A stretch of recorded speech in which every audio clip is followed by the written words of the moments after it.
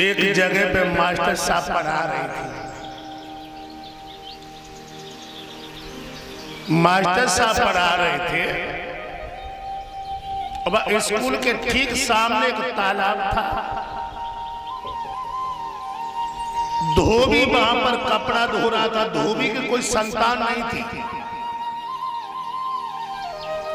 जब धोबी कोई संतान नहीं कपड़ा धो रहा था और मास्टर साहब पढ़ा रहे थे, लड़का कुछ याद करके नहीं आया।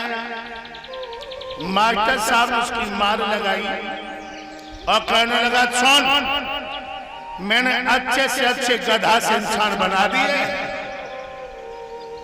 गधा से इंसान बना दिए।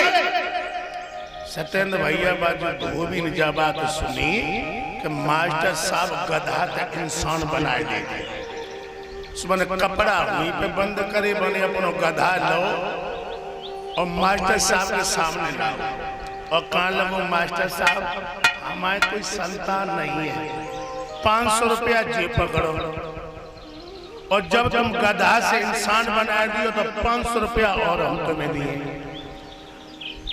जा बात कही। मास्टर साहब कहने लगे, ठीक है, 1 हफ्ता बाद आना। धोबी चला गया। मास्टर साहब ने गधा के डंडा मारे, सुगंधा बजाएगा। 1 हफ्ता बाद धोबी पहुंचा और कहने लगा, मास्टर साहब वो हमारा गधा वाला इंसान कहां गया? तो मास्टर साहब थोड़े ने हंसमुख थे। उन्होंने कहा, थोड़ी देर तुम लेट हो गए सत्येंद्र भैया, अभी अभी नवाबगंज में हमने चौकी इंचार्ज बना के एसआई बना के भेज दिया। धोबी कान लगो, वाह मास्टर साहब, तुमने मेरे गधा से इंसान बनाए दो और इंसान बना के पढ़ाओ लिखाओ 7 ही दिन में, और 7 ही दिन में तुमने बड़ी अच्छी पोस्ट पे पहुंचाए दो। एसआई बन के नवाबगंज में तैनात है थाने में, चले जाओ।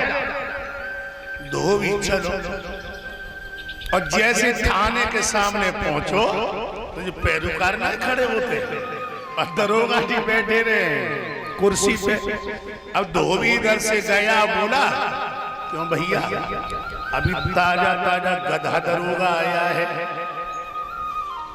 तो वो भी थोड़े मजाक में थे, कहने लगे, हाँ आया तो है, वो सामने बैठे हैं। कहने लगे, अभी ताजा ताजा गधा दरोगा आया है।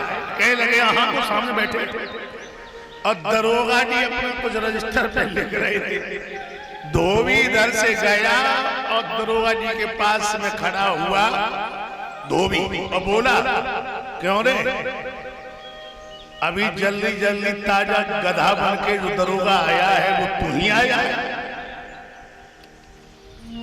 दरोगा जी ने बात अनसुनी कर दी। धोबी बोला, सही से बता, गधा दरोगा तू ही अभी जल्दी आया? तो भैया दरोगा ऐसा ही बात नहीं काम करता है। बेंच पे से एकदम कुर्सी पे से खड़े समझ चाच तो जहां पड़ गए तो धोबी जमीन पे गिर पड़ो। अब दरोगा ने 3-4 हाथ दे।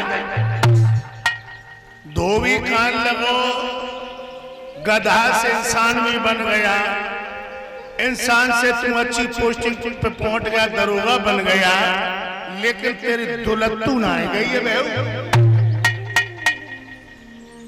दुलत्तू ना आ गई।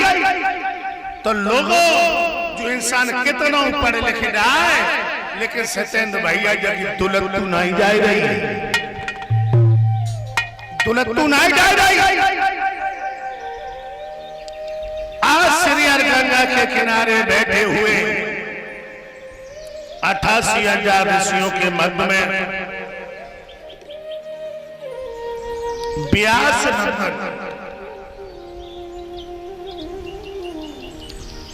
आचार्य श्री सुखदेव जी महाराज उत्तरानंद परीक्षित को कथा सुना। परीक्षित जी खड़े हुए कहने लगे, आचार्य श्री सुखदेव जी, आपने हमें सतयुग त्रेता युग की गाथाओं का श्रवण कराया, लेकिन मेरा जी चाहता है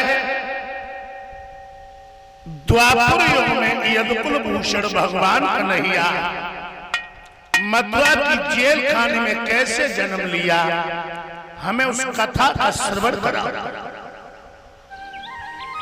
तो आचार्य श्री सुखदेव जी समझा के बता रहे हैं कि वर्यामा पुण्यम सरपापराणाम यदोर्वंशं श्रुत्वा सरपाप प्रमुच्यते। कहने लगे तुम्हें नहीं मालूम, जो चंद वंशियों की कथा सुनते हैं उनके सारे पाप नष्ट हो जाते हैं। कहने लगे तुम्हें कथा सुना। आचार्य श्री सुखदेव जी समझा के बता रहे हैं